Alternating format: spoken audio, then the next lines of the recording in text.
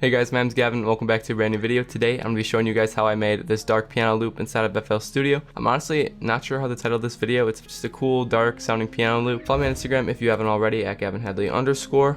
We're back, we're doing the whole YouTube thing again, and I want to start like implementing new forms of content onto the channel, whether that's like funny challenges or like vlogs, stuff kind of up that alley. So feel free to comment down below what you would like to see.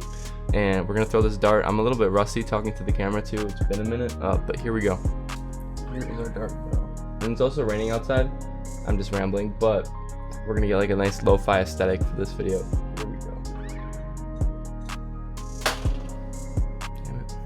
All right, not our best work, but hey, we haven't thrown the dart in a while. All right, so there's a couple things I want to plug in this video. One being Addictive Keys, and then the other being this Labs plugin, the BBC Symphony Orchestra. That is actually free, by the way. I'll show you guys how you can get that, but we're gonna start by playing the final sample.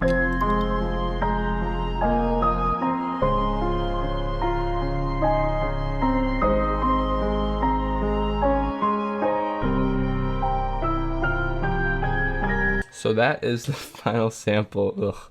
It's actually like a pretty simple loop. Normally you guys will see me having just a bunch of different layers and a bunch of sounds in here, but I was pretty straight, concise, and to the point on this, which I kind of like. But we're gonna start by talking about the piano.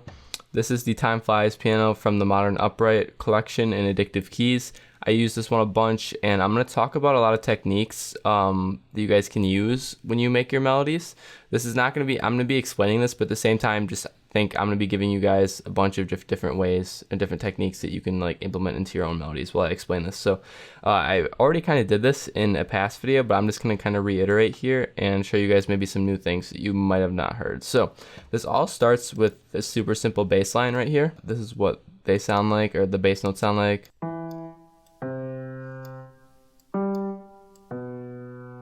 Alright, yeah, so that's the bass line that we built off of. I just added the chords here, so it was like this, and then I arpeggiated the chords. It's something you can do to give your melodies a lot more movement. And I also have like the bass lines arpeggiated, which also helps add a lot more movement. So this is what they sound like. Just pay attention to these bass notes for now, and like the chord area. Alright, so these notes were originally right here, keeping the same sort of rhythm going. Like you see these notes and then these notes, they're sliced at the same point. I just moved these guys up and then made a little cascading melody with these two notes that transition back into this chord. So after that we have that same rhythm going, and I used a chromatic note right here, which is just a note that is like right next to another note in a scale. Something you can do to give like more tension and like overall more like of a dark feel to your samples. So we have this. And I kind of tried to treat this like a melody right here, these notes. And then this was originally the bass note, just put up an octave. So this is called a power chord when you do this. Basically, it's the root note here, and then up an octave two, and then the fifth. Now this is like originally like that dark chord. So like the normal voicing, I'm talking a lot of music theory here for no reason, but basically this note isn't in the scale. But if you play it, it gives like a super dark feeling. You guys can hear it, it's getting some of those top notes too, but you can hear the dark feeling that it gives. But I just tried to mess with the voicings a little bit and made it into a power chord, because power chords are a little bit less emotional. And also then that gave room for the top line to kind of do its thing a little bit more. So yeah, that is the chords. Now we can start talking about all of the stuff that I did up here, because it looks pretty hectic and all over the place, but I think I can break it down into more of a simple way. Here is this just repeats the entire time. So just pay attention to this part. Kind of setting like another like rhythm. Alright, yeah, so those notes just go back and forth, creating like they're almost like an anchor point in the melody. They're like a form of repetition, and they help just set the pace of the melody, I think. They're like at the anchor point. So after that, we just have this. This is just a grace note, but yeah, this is pretty repetitive too, just up and down the scale again. I'm trying to like separate all of these melodies within like the entire melody. I'm trying to separate them into different areas so you guys can like visualize them better. So we have this, Then we have this, and then we have these, which are a form of the top melody. And this is actually the same thing as this, just up and like moved over a little bit. I'll talk about that in a second. All right, so yeah, now I have these notes. These are chromatic notes again, and I do this a lot in my videos, as you guys have definitely seen. I like to go between these notes and then drop down 1, 2, 3, and on the fourth note, I place a note. It gives like a super emotional feeling. So I have the grace note here, and with my grace notes, I like to move them over a little bit, not too far, not too close, but I like to turn down the velocity of the note that is playing first. And also I like to just keep this note. I don't like to like use this note or like this note. You can, but for me, I like to do the note and that is closest to the note that I'm sliding up to into the scale. So we have this, and then we just work our way right back up the scale. It starts down here. This is another grace note just to give this place a little, or the spot a little bit more movement. So now I'll talk about these notes in a second, but yeah, just duplicated this part up, moved it over a tiny bit, and then for here, the velocities on these are staggered, as you can see if I highlight them. If you look down here, you can see that they're red, so they're highlighted. The velocities kind of cascade up like a staircase, and they're utilizing chromatic notes again. So yeah, that's basically the melody. Again, I really like Addictive Keys because, I don't know, it's just a unique piano sound that you don't really hear as many people using nowadays.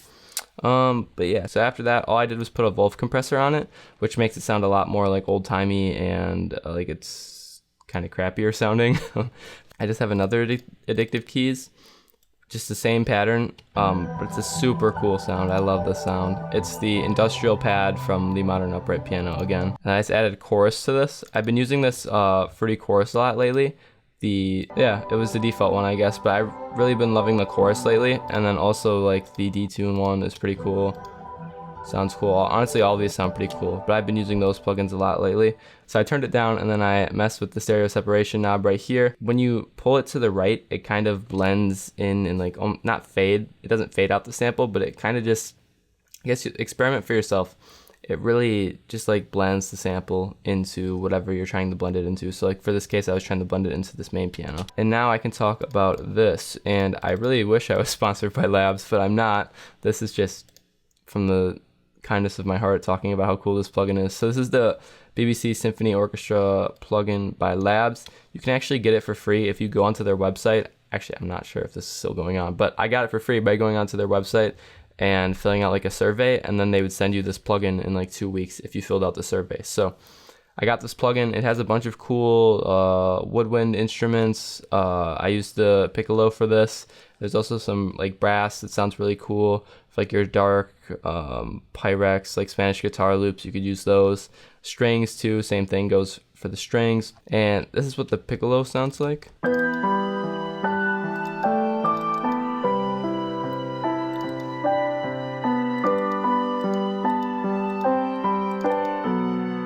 So I really like how I let the sample kind of hang out at this F sharp right here. It's like a super dark note. And I wanted to keep this as simple as possible because it's just 4 notes playing for the first and second half of the sample. I don't know, just like a cool little background element to use. And I added a bunch of ambience to the piccolo with the chorus. Pretty sure this is definitely the detune one. And then the Goodhertz Megaverb. This is like a super cool reverb plugin. It's almost like a distorted reverb. Like this is what it sounds like before and after.